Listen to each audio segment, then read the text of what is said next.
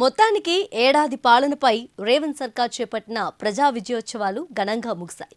ఏడాది పాలనలో అద్భుత ప్రగతి సాధించినందుకు కాంగ్రెస్ ప్రభుత్వం ఈ వేడుకలను జరుపుకుంది. 9 రోజుల పాటు జరిగిన ఈ ఉత్సవాలు ఆఖరి రోజున సెక్రటేరియట్లో తెలంగాణ తల్లి విగ్రహావిష్కరణతో పూర్తయ్యాయి. కాంగ్రెస్ అధినేత్రి సోనియా గాంధీ జన్మదినం కూడా అదే రోజు కావటం విశేషం.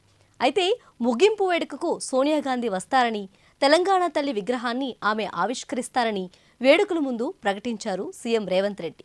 కానీ చివరకు సీఎం చేతుల మీదుగానే విగ్రహావిష్కరణ జరగడంతో రేవంత్ రెడ్డికి ఢిల్లీలోని కాంగ్రెస్ అధిష్టానానికి మధ్య అగాధం ఏర్పడినట్లు రాజకీయ వర్గాల్లో తీవ్ర చర్చ నడుస్తోంది. ఇంతకు ముందు కూడా రేవంత్ రెడ్డి ఆహ్వానాన్ని కాంగ్రెస్ అధిష్టానం పట్టించుకోలేదని ఓ టాక్.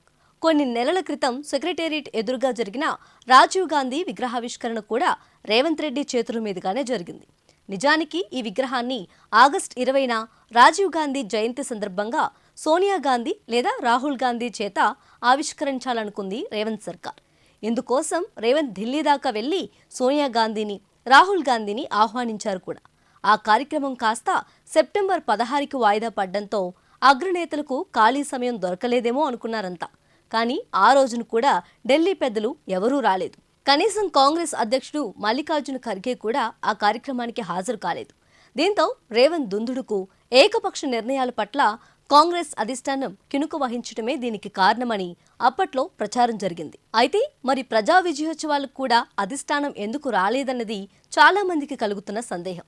అసలు ఇలాంటి ఏడాది ఉత్సవాలు జరిపే ఆనవాయితీ కాంగ్రెస్ పార్టీ చరిత్రలోనే లేదట. అందుకే ఢిల్లీ పెద్దలు కూడా ఎందుకు ఈ ఉత్సవాలంటూ అసహనం వ్యక్తం చేసినట్లు సమాచారం. సాధించింది ఏదీ లేనప్పుడు అనవసరంగా ఉత్సవాల పేరిట ప్రజలకు పుండు మీద కారం చల్లినట్లు ఉంటుందని వారు విముఖత వ్యక్తం చేశారట.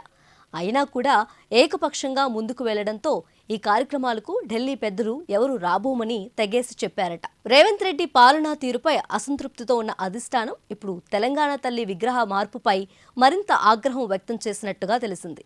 సర్కార్ నిర్ణయం, ప్రజల స్పందనపై ఆరా తీసిన కాంగ్రెస్ అధిష్టానం పెద్దలు ప్రభుత్వ తీరుపై మండిపడ్డట్టు సమాచారం.